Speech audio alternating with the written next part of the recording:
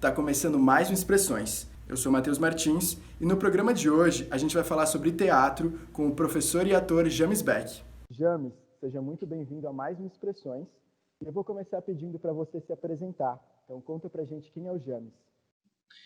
Muito bem, boa noite. Explicar quem é o James é uma boa pergunta essa, é uma resposta que eu estou tentando encontrar há 46 anos, eu acho. Meu, quem é o James?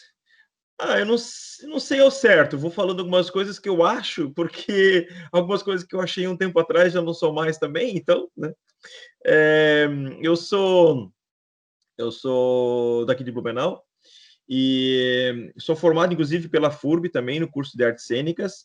Depois, aí na FURB, também fiz a minha pós-graduação em educação. Inclusive, uma curiosidade, eu sou da primeira turma de teatro da universidade, né? Porque a universidade tem um curso de artes que já é antigo, eu não lembro, deve ter mais de 30 anos, acho, o curso de artes da universidade. E depois foi aberta uma ramificação, vamos dizer assim, mais pontual, né?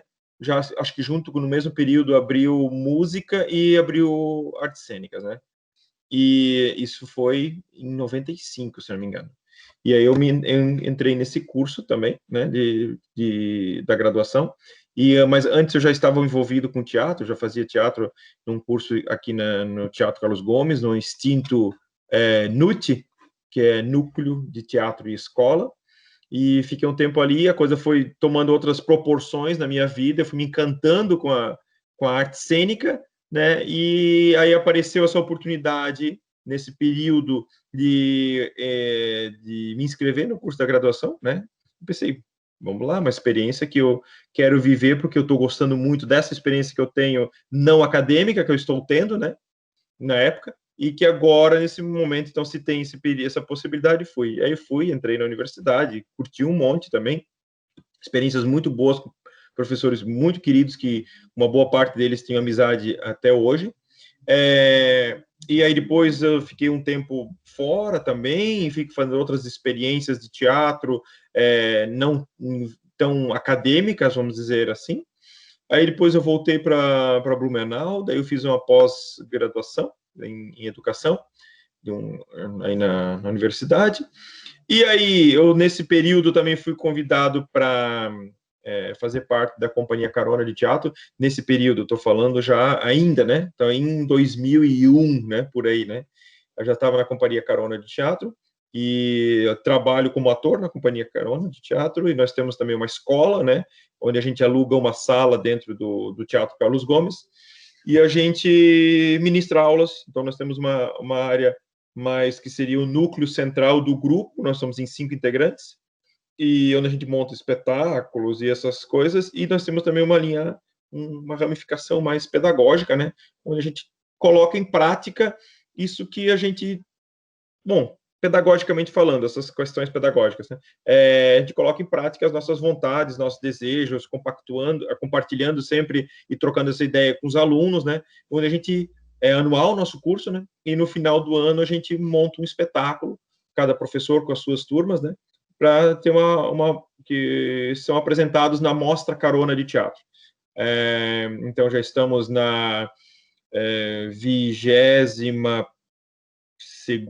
20ª, enfim, acho que é 21ª, 22ª edição da mostra, né? Que, infelizmente, esse ano não vai acontecer, né?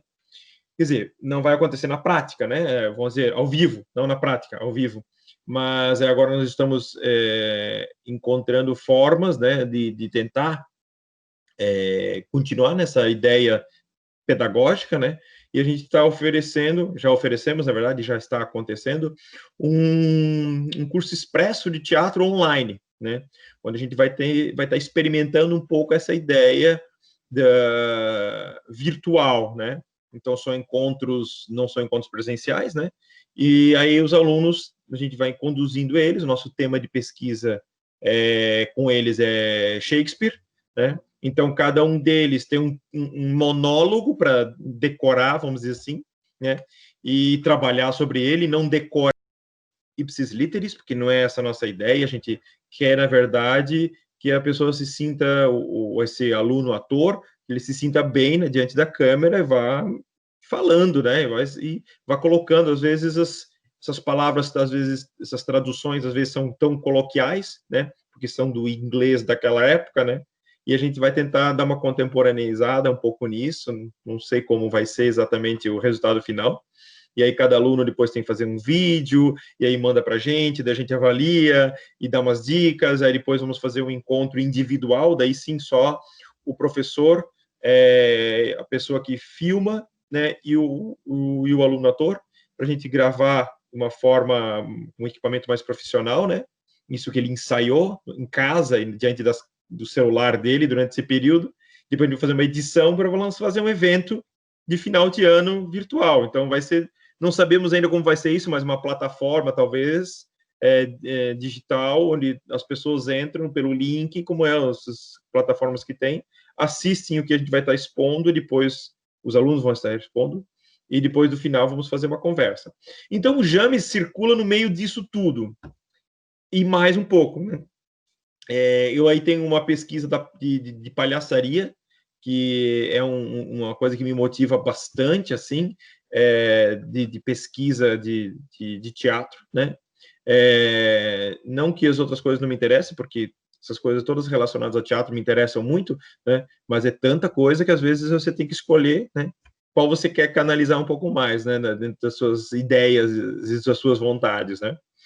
E daí eu tenho também, junto com a companhia, né? Eu tenho um espetáculo de palhaço chamado É Tentando que se Desiste, que tem a direção do Fábio Rostert, que é um dos integrantes da companhia, né? Então tem essas trocas dentro do grupo, né? E é isso, acho. Aí o James inventou, né? Já também nesse período do pré-academia, eu comecei a fazer umas aulas de yoga aqui e ali, fiquei uns anos fazendo yoga, isso lá no início dos anos 90, né?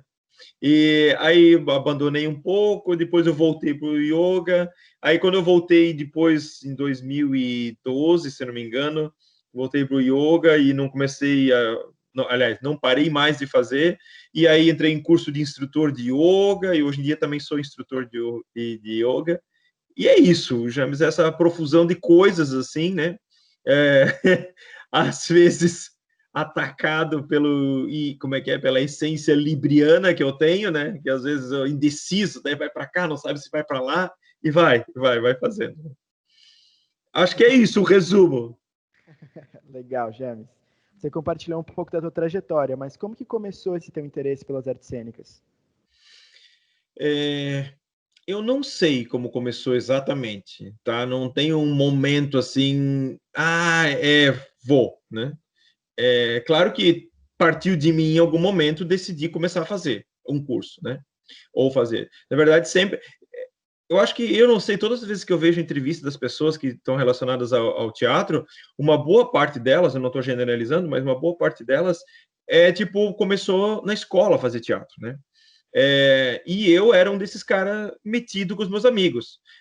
Tem o Dia da Árvore. Eu já juntava 1, 2, 3, os de sempre, né? Vamos fazer uma peça de teatro sobre o Dia da Árvore. É o Dia das Mães.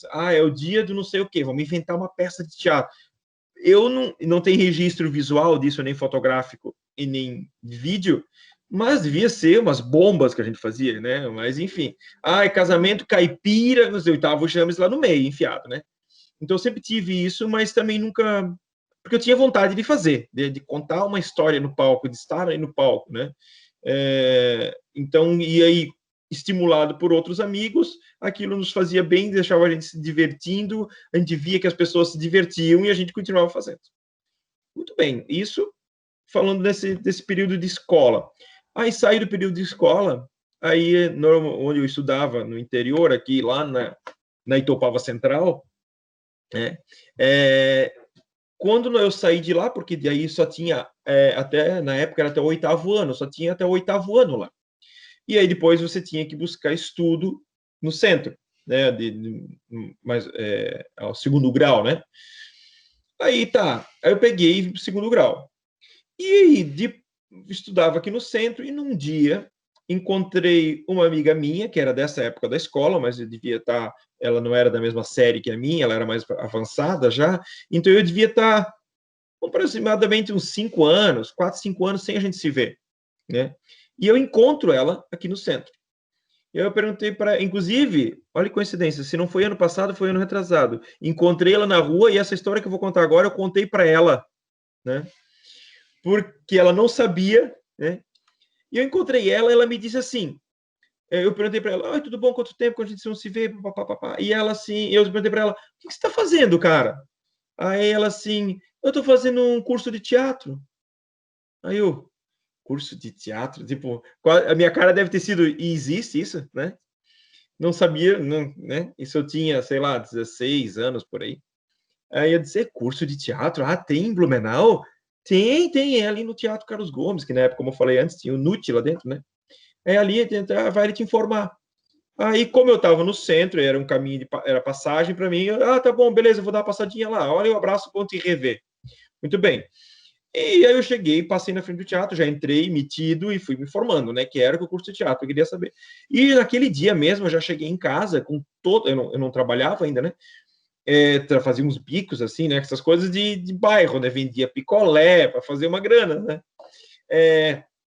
E aí eu já cheguei em casa com todas as informações do curso de teatro para meus pais, para eles se eles queriam, topavam que eu fizesse um curso de teatro e se eles bancariam o curso de teatro, né.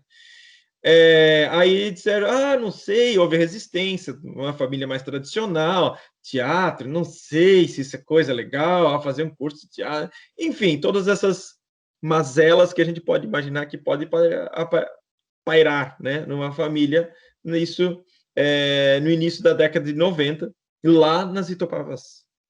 Muito bem, e aí meu pai concordou e eu comecei a fazer o curso de teatro. Daí ela estava numa outra turma nesse curso, acho que ela fez algumas aulas e sumiu, né? E não fez mais aula. E eu continuei.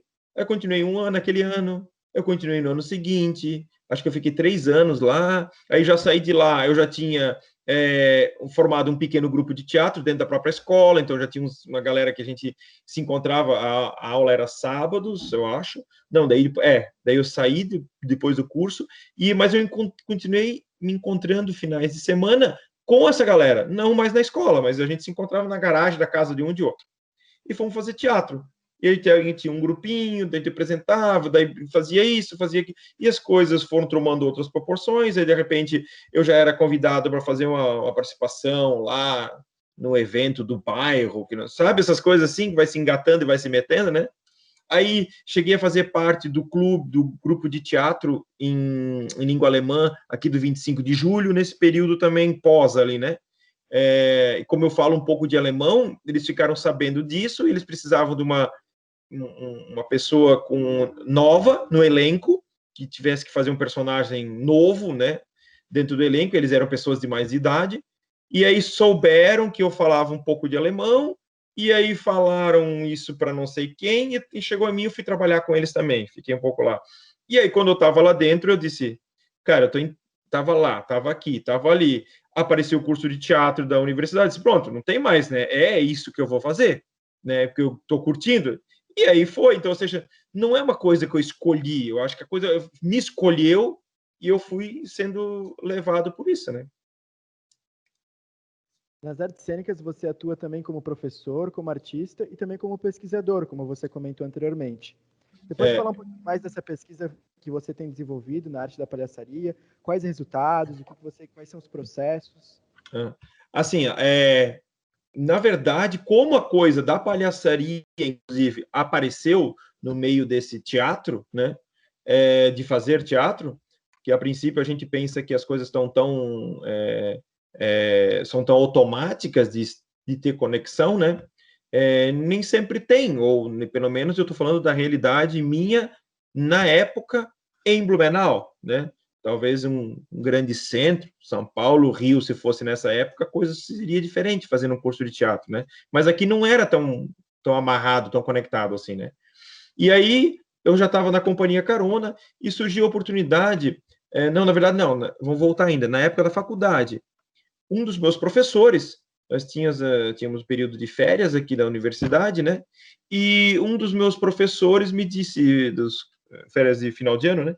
Ele me disse assim, ele não era daqui, ele era de Porto Alegre, inclusive, ele disse no período de férias, o que eu estava falando, período de férias, ele me disse assim, cara, lá em Porto Alegre, lá em Porto Alegre vai ter os cursos de verão esse ano, promovidos pelo município, que são cursos de artes voltados para todas as ramificações da arte, visuais, dança, teatro, né, várias coisas.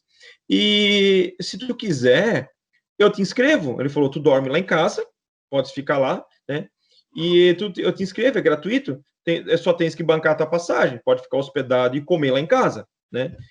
E, cara, aquilo ficou batendo na minha cabeça. Daí eu pensei, eu vou. E fui.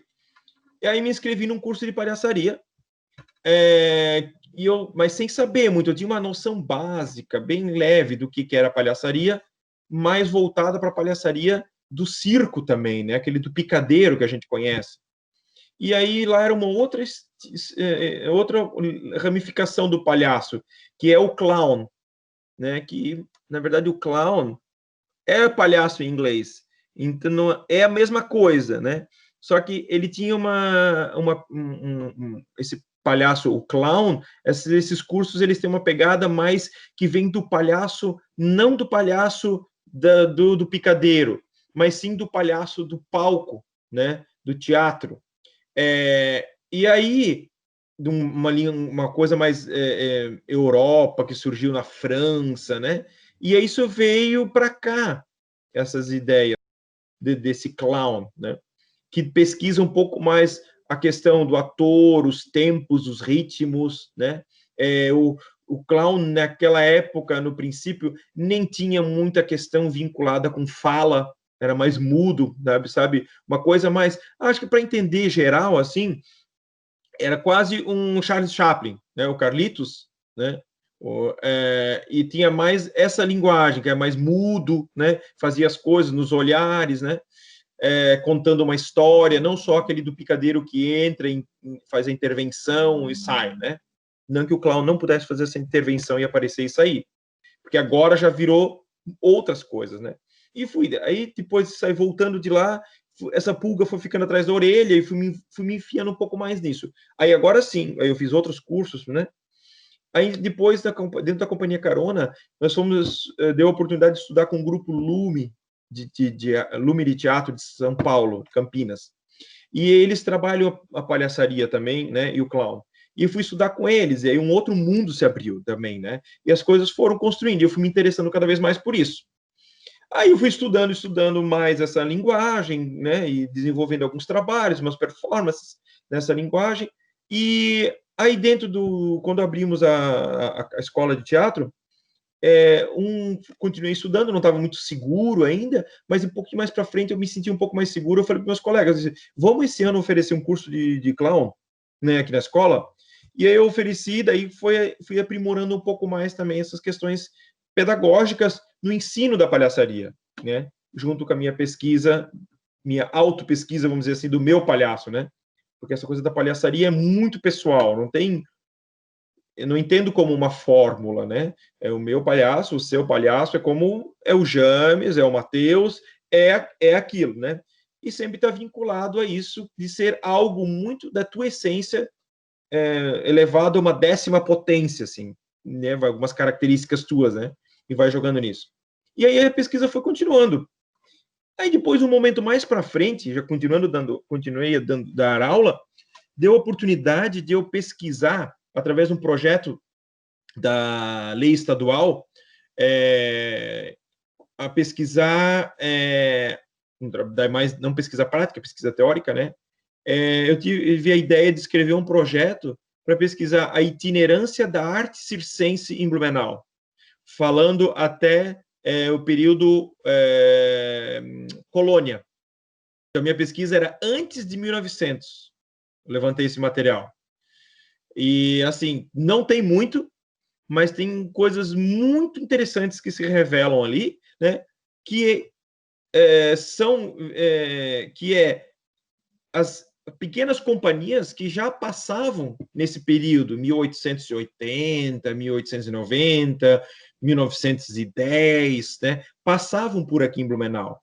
Essas carroças, esses circos, pequenos circos ambulantes, né? E eles ficavam aqui, daí tinha umas apresentações, tinha outras, né? Essas coisas. E aí, dentro dessa pesquisa, eu encontrei uma figura que se chamava Otto Jenrich. E o Otto, isso estamos falando de 1886, se eu não me engano. E o Otto, ele era, como é que é a pessoa que organiza hoje em dia, que coordena os clubes de caça e tiro, que é um cargo temporário, assim, o ecônomo dos clubes de caça e tiro, né? Que é o cara que cuida do bar, que cuida da agendar quando que vai ter local salão para uma festa, para um casamento, para alguma coisa assim, para os associados, né? É o ecônomo, isso. O Otto Jendrich, lá em 1880, ele era o ecônomo do clube que hoje é, aqui na Itapava Seca, o Clube Ipiranga, se eu não me engano. Ou o Clube Guarani, é que eles são perto, então não sei qual é um, qual é o outro. Esse que fica aqui na Itapava Seca, perto da universidade. E aí, o Otto, ele coordenava ali. E o Otto, ele era, pelo que indica, ele era um clown, pronto, cara. É muito, porque as histórias que tem dele são surreais, sabe? De bem-humorado, de acolhedor. Passava esses circos itinerantes, ele organizava, parava, fazia uma produção local, assim, meio que anunciava que eles iam estar se apresentando, né? Então, tem registros em jornais de um que é, eu acho que de Uhr-Zeitung, que é um jornal antigo que tinha aqui, que conta, e tem, então vai ter o evento no local tal, dia tal, com uma carroça, com os andarilhos de não sei da onde, do grupo, papapá. Quem está organizando é Otto Jenrich, papapá. E ele era o cara. Então, ele era produtor de cerveja, ele produzia cerveja para o clube, e ele vendia essa cerveja para o clube, né? Enfim, e aí ele era meio que ele estava envolvido em todas as peças de teatro que tinha no clube, as apresentações. Ele sempre era, ou ele escrevia o texto, ou ele estava dirigindo, ou ele estava em cena, ou ele estava fazendo alguma coisa, né? Então eu identifiquei ele como se fosse um dos primeiros palhaços que se tem registro blumenauense. O primeiro palhaço blumenauense, no meu entendimento da pesquisa, é o Otto Jenrich, né? E o Otto é essa figura, né, que aglomera, né, as coisas, né, o aglomerador de eventos culturais, né.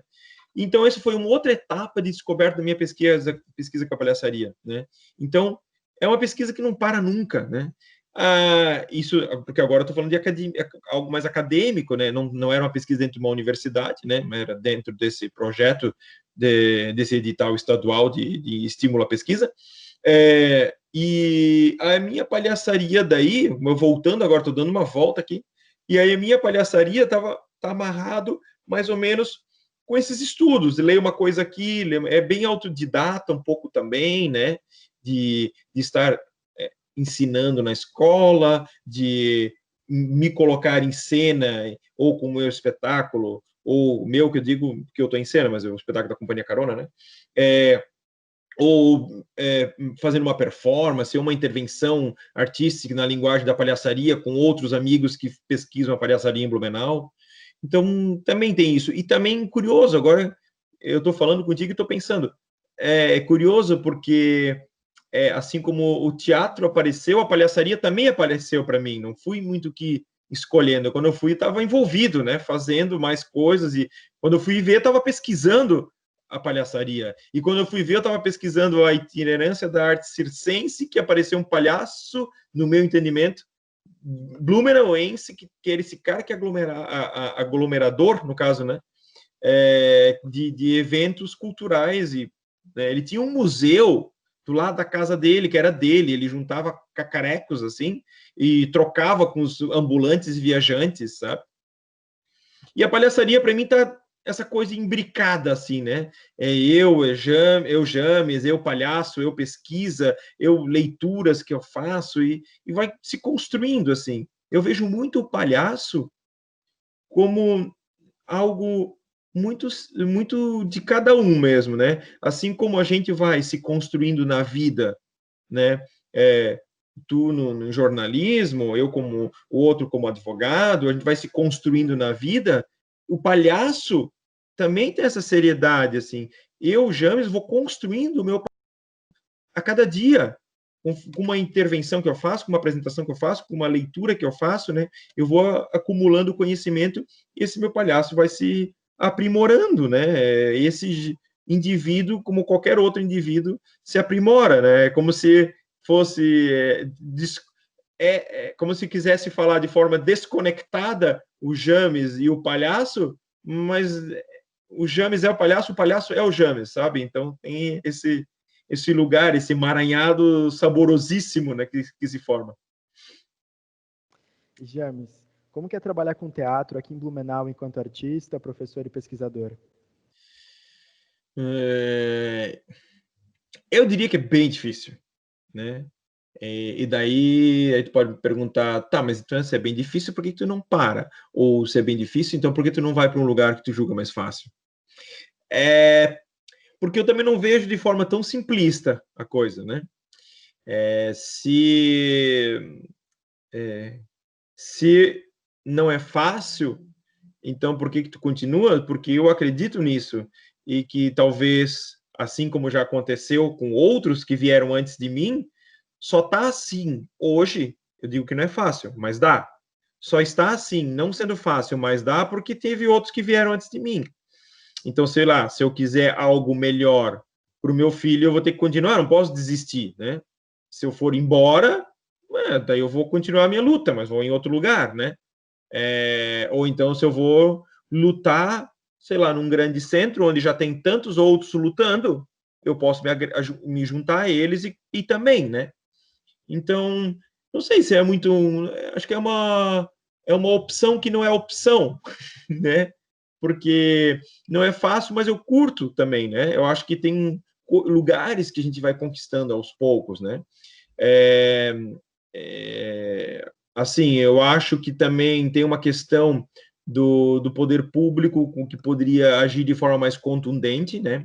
E aí as pessoas que nos assistem podem dizer, pois é, mas então você quer fazer teatro, mas você quer depender do poder público, porque o seu ingresso você cobre e ele não dá, é isso?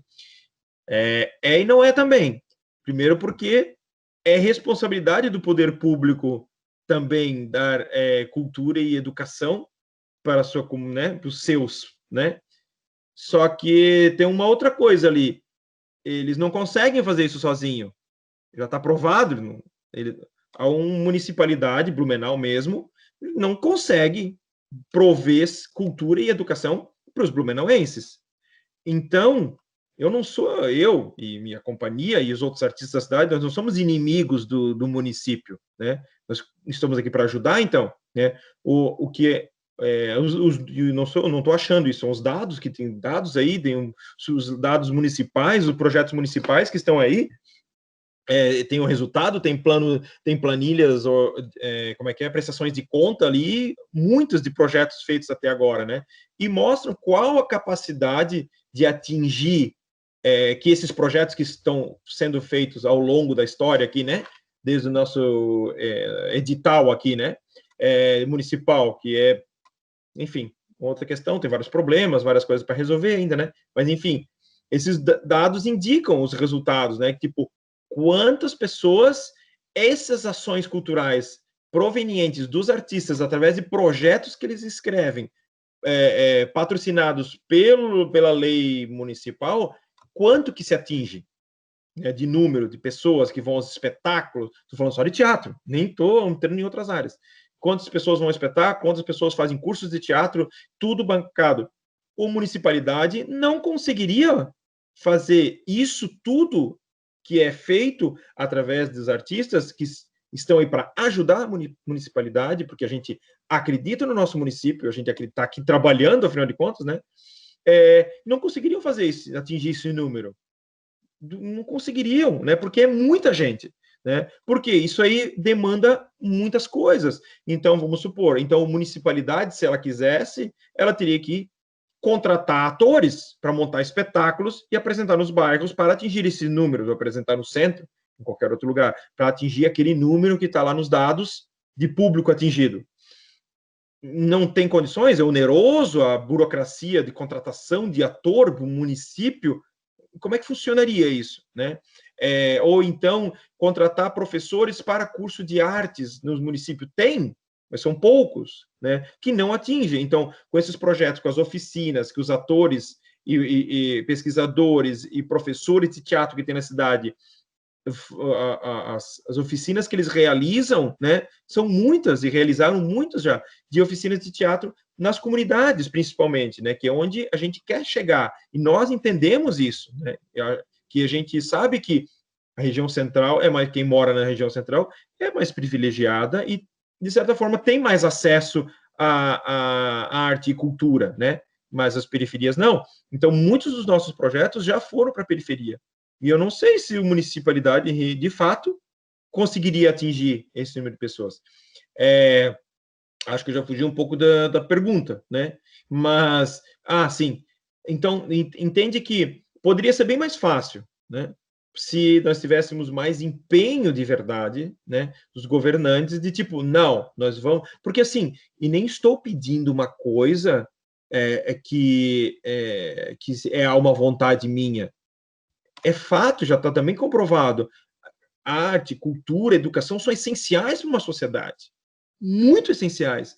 Eles formam muitas coisas ali, né? E estou falando também só do teatro. E tem outros desdobramentos, música, dança, artes visuais, grafite, não sei, muita coisa, né? Que pode ser trabalhada através disso. E isso é essencial e leva cada um dos indivíduos da sua sociedade, talvez, para caminhos que eles não iriam se eles tivessem acesso a isso, né? Então, eu acho que o momento que a gente vive de distanciamento social só comprova, só reforça como a cultura, a arte é essencial nas nossas vidas, né? Eu já aproveito essa afirmação para te fazer outra pergunta, James. E nesse momento de pandemia, quais são os desafios que você tem enfrentado? O que você tem feito para superar? Pois então, acho que enfim, a situação toda pandêmica, ela veio para dar a voadeira em cada um de nós, assim, né? Não, putz. E assim, bom, primeiro que, falando de forma mais prática, a nossa escola parou, né?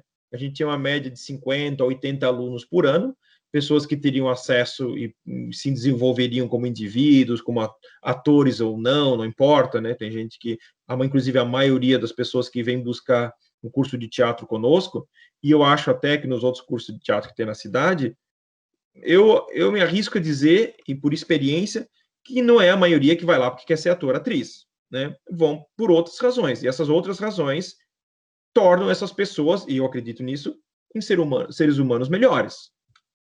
Então, essas pessoas já, durante agora esse período pandêmico, não tem aula, né? Nós não temos aulas, né? Nossa escola, inclusive, está fechada, né? Para nós, praticamente, 2020 acabou, está morto, né? Porque a gente também não acredita nessa retomada, assim, né? Agora vamos encontrar presencialmente, trabalhar o teatro em sala fechada, o teatro é muito de toque, de texto, de falar, e como é que funciona isso com máscara? É um lugar meio complicado. E apesar da gente achar isso uma coisa difícil de trabalhar no âmbito teatral como essência que a gente tinha, essência não, como proposta inicial antes da pandemia, né?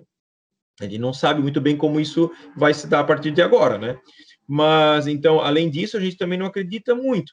Tanto que já houve agora uma recente, flexibilização, e agora nós tivemos na semana retrasada 150 casos novos, na semana seguinte 200 casos novos, e agora está em 267 casos, eu vi o último registro, 297, enfim. Então, tá mostrando que não, né, cara? Mas, enfim, isso também é uma outra questão que daí é a área da saúde não compensa, não nos diz respeito discutir aqui, eu acho, né? Então, isso tudo, aí a gente não tem mais... No pré-pandemia, na semana anterior, nós estreamos um espetáculo novo. Esse espetáculo não pode mais ser apresentado, né? Vamos apresentar ele provavelmente a hora que acabar tudo, mas não pode mais ser apresentado. Então, nós estamos aqui um ano sem apresentar esse espetáculo. Isso porque nós temos mais outros espetáculos no repertório que não apresentamos, né? Então, a escola fechada, sem apresentação de alunos, sem essa movimentação artística, volto a falar, estamos falando de teatro, música, dança e todas as outras artes também estão aí afetadas dessa forma, né? E aí agora a gente está, então, tentando essa coisa mais virtual, mas que, no meu entendimento, não é teatro.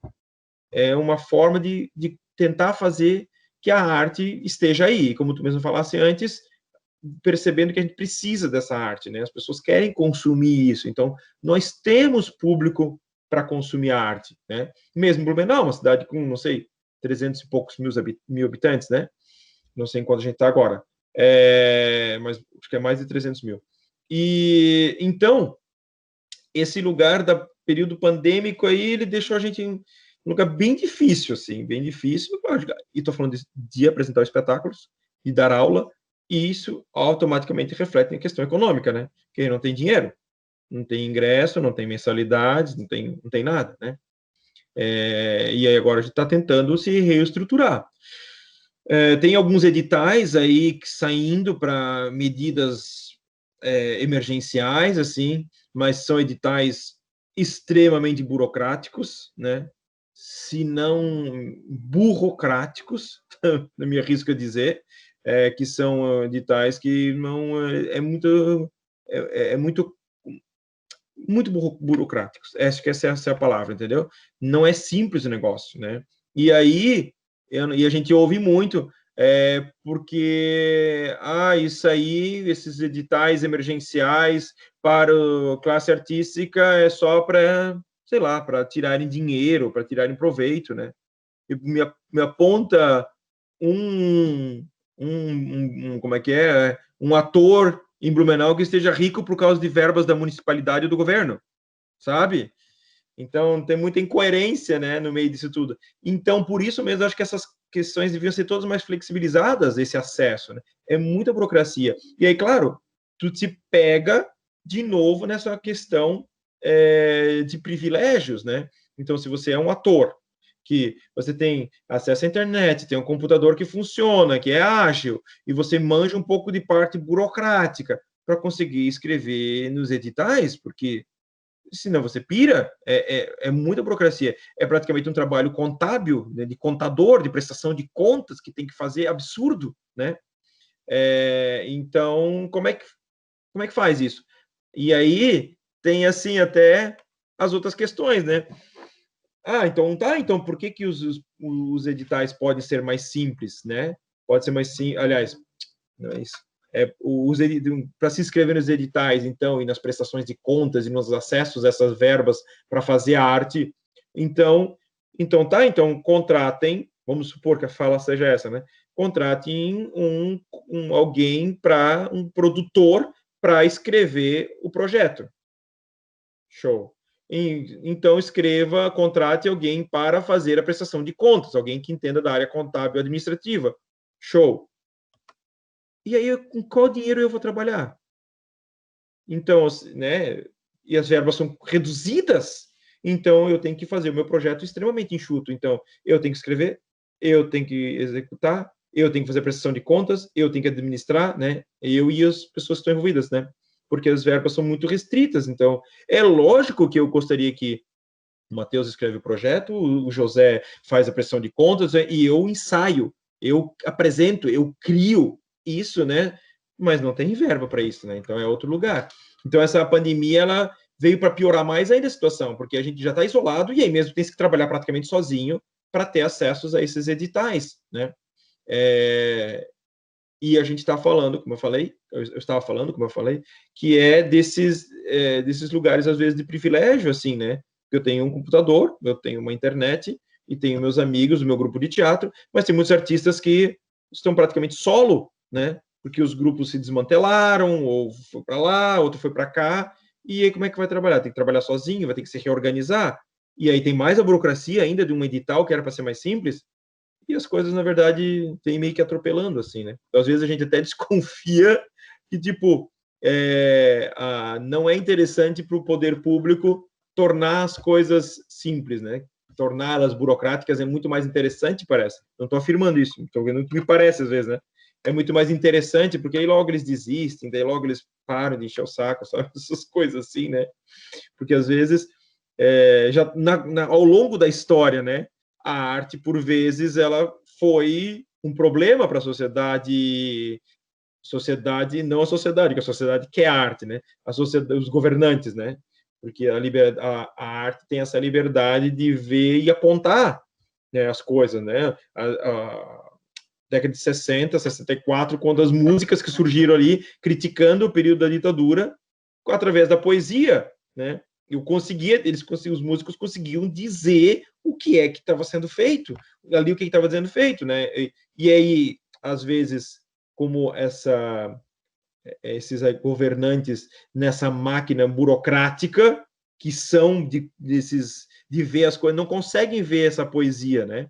E assim, talvez, ao contrário, a gente não consegue entender e fazer eles compreenderem de que essa burocracia não é inerente a nós e ela só atrapalha, né? Então, não sei, às vezes parece que eu tenho essa dúvida, que às vezes é bom que eles nem queiram fazer mais projetos, é bom, a gente já usa essa verba para outra coisa, né? Que seja mais interessante para mim, né? Do que para a comunidade, né? Porque aí nosso objetivo na arte e desses editais e das verbas, e mesmo que não tenha edital, nosso espetáculo, a gente quer tocar o máximo possível de pessoas. Esse é o nosso objetivo, sempre, né? E eu falo isso não só por mim, mas com todos os meus amigos ao redor que trabalham com teatro. A gente quer tocar o máximo possível de pessoas, né? E não quer fazer projeto para ficar com dinheiro e enriquecer e passar férias nas Bahamas, sabe? Não é isso que a gente quer, né? E às vezes daí parece que algumas burocracias do poder público ou algumas coisas que acontecem tipo para reduzir, para dar menos trabalho, para ficar aqui comigo, né? Não quero ampliar muito. Mas, enfim. E em quais projetos que você tem trabalhado atualmente, James? Assim, a gente aí se envolve em várias coisas. Primeiro, porque tu quer que o teu fazer artístico está latente e tu quer compartilhar ele. Então, tu te mete em primeiro lugar, e não só em primeiro lugar, mas majoritariamente, em coisas de graça. Coisa que não dá retorno. Isso, infelizmente, é porque não tem, né? Aí tu participa de uma live ali, daí tu vai fazer uma coisa aqui, aqui ali, e essas coisas não te dão um retorno, não pagam, como é que é? Não paga aluguel, né? Então tu vai te metendo nesses lugares. Aí aparece uma outra coisa aqui, então nós temos tem a Trupe Perambula, um coletivo também de teatro muito legal aqui de Blumenau, e eles organizam junto com as Divalhaças, que é um outro coletivo, eles organizam um palharé, que é tipo um sarau de palhaçaria, né? E aí eles fizeram também agora uma tentativa bem sucedida, eu diria, de um cabaré, um palharé, que é um cabaré de palhaços, chamaram de palharé, virtual, né? Também com uma plataforma. Aí cada um dos palhaços convidados criava o seu número, né? Só que tudo ao vivo, né?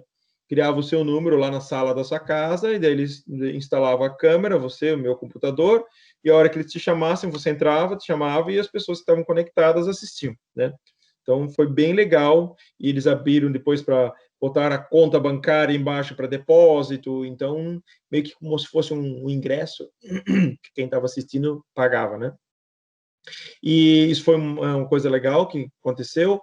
Outras ações que eu não estou envolvido, mas que estão acontecendo na cidade. de forma virtual, e agora a gente está 2 projetos, esse que a gente teve que parar por causa da pandemia, do espetáculo que a gente estreou, ele tem desdobramentos também nas comunidades. Então, agora a gente conseguiu aprovação para fazer, readequá-lo, né, porque ele era presencial, o projeto, readequá-lo para plataformas virtuais e tentando readequar junto ao poder público. Então, agora veio uma resposta, né? Conseguimos uma outra resposta de um outro projeto nosso de 2019, que também estava parado por causa da pandemia, que foi no final do ano, né? Que fomos contemplados, e aí teve a pandemia, daí nada aconteceu, que era para acontecer ao longo desse ano. Também veio a resposta agora de uma readequação para a plataforma virtual. Então, estamos seguindo, assim, as coisas, então, aos pouquinhos elas vão, né? Mas não sei como vai ser. Então, nós temos agora, atualmente, programação até janeiro, toda virtual, né? E depois disso a gente não sabe o que vai dar, e não sabemos como vai funcionar, não sabemos se a escola vai retomar as atividades, como é que vai ser ano que vem isso. Esse lugar, assim. Antes de finalizar, a gente vai conferir um pouco do seu trabalho nas redes sociais, depois a gente retoma para o nosso papo.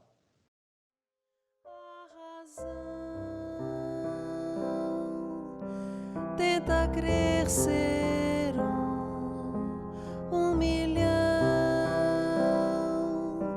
entendeu que não encontrei a resposta, é não, me perdi, se perder é ser menor. Eu sou É assim que eu sinto. bem menor, É exatamente bem assim. menor. Um dia, meu filho, Deus vai unir de novo o céu e o mar. E as pessoas e os peixes vão voltar a viver juntos. Vamos. Foi o que a tua mãe falou antes de sair de casa, tentar atravessar o rio. Ela foi a noite passada. Foi buscar um barco para te levar. Ela falou que pelo menos as crianças não merecem ficar sozinhas. Pelo menos as crianças não merecem ficar presas. Começou essa garoa. Lembra? Se tu se despedisse de mim, você foi a chuva que não deixou eu ouvir a tua voz. A minha filha, ela tem 7 anos. 7 anos ela tem. E ela tava fora, da chuva. Não tem problema, sai um pouco, é até bom, né? Eu consigo, ela é minha filha, eu consigo.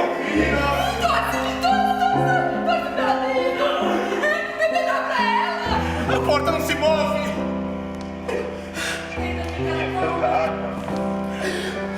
Como é que a gente vai reação quando parar de subir? Tudo que a gente ama por você. Consegui respirar. Chuva e Eu vou morrer. Ninguém vai morrer. Eu vou sair daqui. Mas ela não saiu. agora. Agora você também vai morrer. Caiu as casas, caiu. Eu não vou. Agora, eu tô contigo. Agora. Sai daí, menina! Onde vai tanta água? Socorro!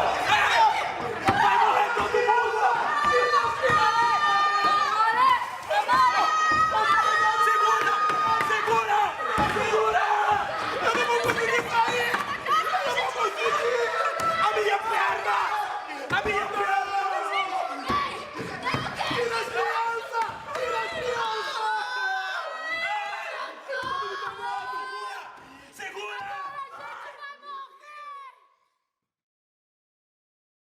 James, onde é que as pessoas podem encontrar o teu trabalho?